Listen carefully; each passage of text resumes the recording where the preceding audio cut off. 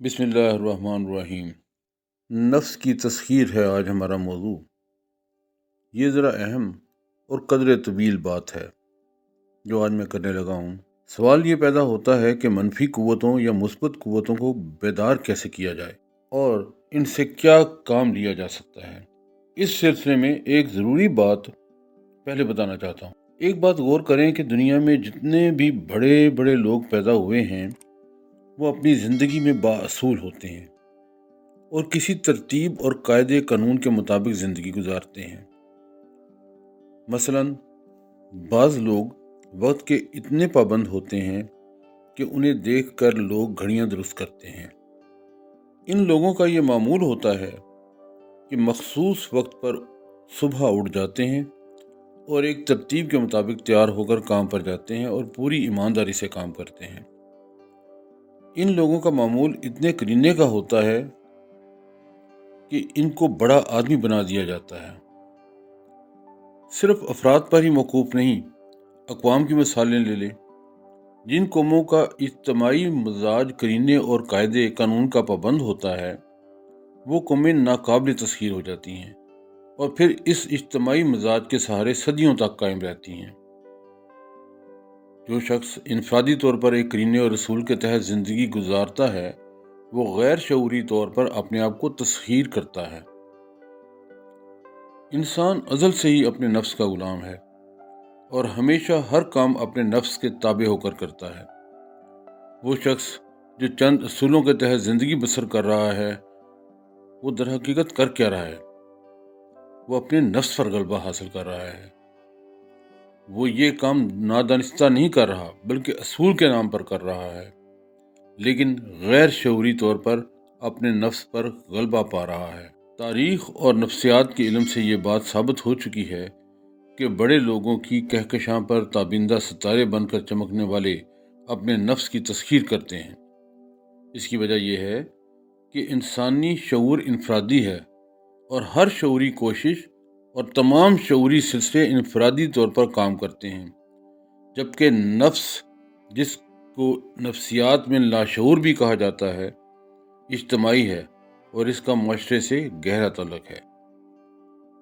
روحانیت میں کہتے ہیں کہ نفس کو مارو۔ اس کا مطلب یہی ہے کہ نفس پر غلبہ حاصل کرو۔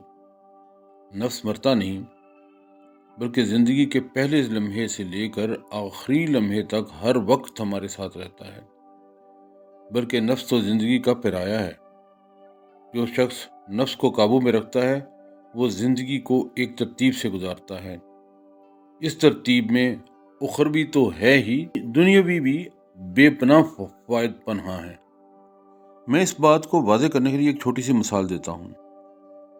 انسان کا نفس صبح اسے بستر سے اٹھنے نہیں دیتا بلکہ اٹھنے میں مزاحم ہوتا ہے اور اسے مائل کرتا ہے کہ شام کا وقت تو یہی ہے، نیند کے مزے لٹو۔ اس کے برعکس اس کا شعور کہتا ہے کہ اس وقت بستر سے نکل آؤ، یہ اچھا وقت ہے، باہر نکل کے دیکھو، تازہ ہوا اور آکسیجن میں طاقت کا خزانہ پوشیدہ ہے۔ اس وقت کائنات میں شب و روز کا ایک سلسلہ ختم ہو کر دوسرا شروع ہو گیا ہے۔ اب اٹھو گے تو تمہیں بے پناہ مقناطیسی قوت حاصل ہوگی۔ وہ شخص اپنے شعور کی بات مان کر بستر سے نکلتا ہے، ورزش کرتا ہے، سیر کرتا ہے، نماز پڑھتا ہے اور ترتیب اور کرینے کو زندگی کا لائحہ عمل قرار دے کر نفس کو شکست دے دیتا ہے اور اس طرح اپنی ذات کے اندر سر اٹھانے والی بغاوت کو کچل دیتا ہے۔ وہ دنیا میں اپنے سارے کام وقت پر انجام دیتا ہے اور ناکامی کا منہ نہیں دیکھتا۔ اسلام میں تہجد اور نماز فجر کے بڑے بلند درجات ہیں۔ اس کی بنیادی وجہ یہ ہے کہ انسان نفس کے ساتھ جنگ میں سرخرو ہو کر تہجد اور نماز فجر کی منزل تک پہنچتا ہے۔ ان اوقات میں عبادت کے لیے اٹھنا ہی مجاہدہ اور ریاضت ہے۔ انسان اپنے نفس پر غلبہ حاصل کرتا ہے اور چونکہ نفس کا مزاج اجتماعی ہے اس لیے اپنے نفس پر حاوی ہونے والا معاشرے کے دوسرے لوگوں کے نفس پر بھی حاوی ہو جاتا ہے۔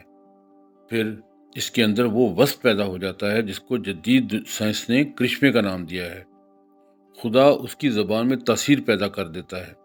یہی وجہ ہے کہ اپنے نفس سے جنگ کرنے والا ایک طاقتور لیڈر جب لاکھوں انسانوں کے مجمع سے خطاب کرتا ہے تو ان کی سوچ کا انداز ہی بدل دیتا ہے۔ ان کے لاشعور اور ان کے نفس کی کنجی اس لیڈر کے ہاتھ میں آ جاتی ہے، بلکہ وہ تو ان کے شعور کو بھی اپنی گرفت میں لے لیتا ہے۔ شعور کی مزاحمت اور اینو آن تو انسان کے ساتھ چلتی ہی رہتی ہے۔ پھر کیا وجہ ہے کہ ایک طاقتور لیڈر اس رکاوٹ کے باوجود دوسروں کو تسخیر کر لیتا ہے؟ اس کا جواب اہل نظر فقیروں نے ذرا دوسری طریقے سے دیا ہے۔ وہ کہتے ہیں جو اپنے نفس کی پتلی کو اپنی انگلیوں پر نہیں نچا سکتا وہ دوسرے کے نفس کی پتلی کو بھی نہیں نچا سکتا۔ نفس اور لاشعور کی اس ساری بحث میں یہ سبق پوشیدہ ہے کہ اپنی مثبت قوتوں سے کام لینے کے لیے انہیں ایک خاص مقام پر مجتمع کرنا ضروری ہے، اور ایسا وہی لوگ کر سکتے ہیں جو اپنے نفس کی پیدا کردہ بغاوت اور انتشار کا کلا کما کر سکتے ہوں۔ اس بغاوت اور انتشار کو ختم کرنے کا سب سے بہترین طریقہ یہ ہے کہ با اصول زندگی بسر کرنا شروع کر دیں۔ اس کے ساتھ ساتھ دینی فرائض کو بھی شامل کر لیں تو آپ کی طاقت دو چند ہو جائے گی۔ نئی زندگی کا آغاز کرنے کے لیے پہلا قدم یہ ہے کہ دن بھر باوضو رہنے کی کوشش کریں۔ نماز کی منزل اس سے آگے ہے۔ سب سے پہلے خود کو ہر وقت باوضو رکھنے کی کوشش کریں۔ پھر جب آپ مؤذن کی آواز سنیں گے تو آپ کا دل نماز کے لیے بے چین ہوگا۔ آپ یہ نہ سمجھیں کہ میں مولویوں کی طرف آواز کر رہا ہوں۔ میں آپ کو زندگی کے کرینے کی طرف مائل کرنے کی کوشش کر رہا ہوں، جس کی پابندی آپ کے لیے عظمت کی راہیں کھولے گی۔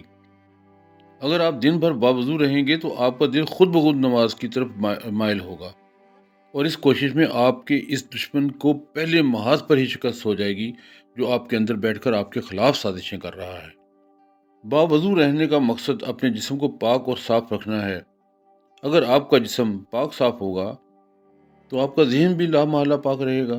جسمانی طہارت کا اثر لازماً ذہن پر پڑے گا اور آپ کو ذہنی طہارت حاصل ہوگی۔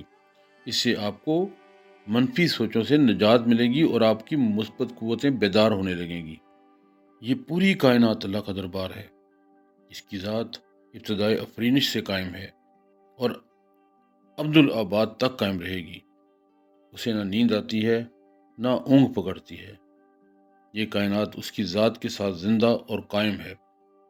بالفاظ دیگر اس کا دربار ایک مسلسل صورت میں چل رہا ہے۔ سورج، چاند، ستارے اس دربار کے اندر ایک ترتیب کے ساتھ حرکت پذیر ہیں۔ عشاء کے بعد آپ صرف آدھا گھنٹہ کے لیے پرسکون ہو کر بیٹھ جائیں اور تصور کریں کہ آپ بھی خالق کائنات کے دربار میں موجود ہیں۔ آپ تصور کریں کہ آپ بھی نہ صرف یہاں حاضر ہیں بلکہ اس کی ذات سے توانائی حاصل کر رہے ہیں۔ میں آپ کو چھوٹے چھوٹے عمل بتا رہا ہوں۔ سارا دن باوضو رہیں اور تصور کریں کہ آپ خالق کائنات کے دربار میں حاضر ہیں۔ ان پر عمل کریں اور معجزے دیکھیں۔ اس کے ساتھ ہی